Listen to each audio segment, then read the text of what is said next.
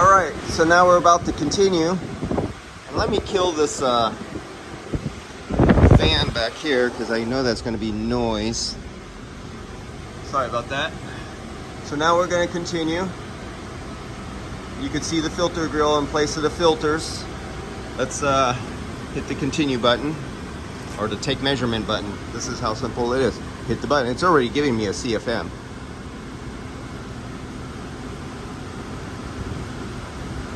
It's measuring.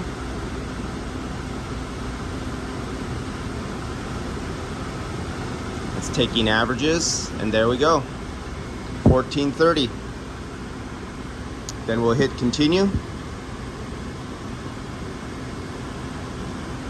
Enter name and measurement, and I'm going to say this is air handler number 1 on system number 2. There's 2 systems in here. LG multi-Vs, 20 tons a piece. And so we have 4 air handlers. Here's system number 1, air handler number 1. System number 2, air handler number 2. They're every other one. It's staggered out throughout the whole thing. So if one system goes down, there's still one entire system that stays running. System, not some. Don't autocorrect. I gotta turn off auto. Okay. I'm just gonna put S1 AH1. Save. And I'm at the bottle low. So they were looking for, I set this up for a humid climate. That was in one of the selections at 350 CFM per ton. And I'm at 318 per ton.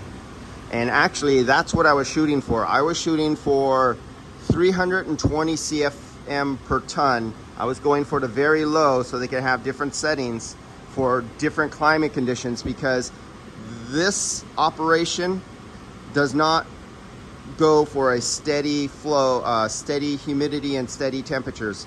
At the very beginning, in this situation, you have to have equipment that's capable of, say, for example, 320 CFM per ton.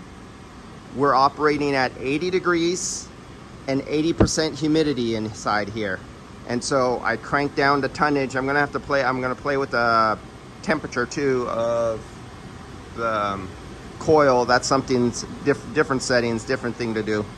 Then as the weeks progress, they'll drop the temperatures down into the 70s and the humidity down in the 70s, 60s. And then as they get towards the end of their flowering in this particular situation, they're going to drop the temperature all the way down to 65 degrees, and the very last all the way down to 60 degrees and 40% humidity. So you have to have equipment that can operate perfectly at 80% humidity, 80 degrees, and some guys even want 85 degrees.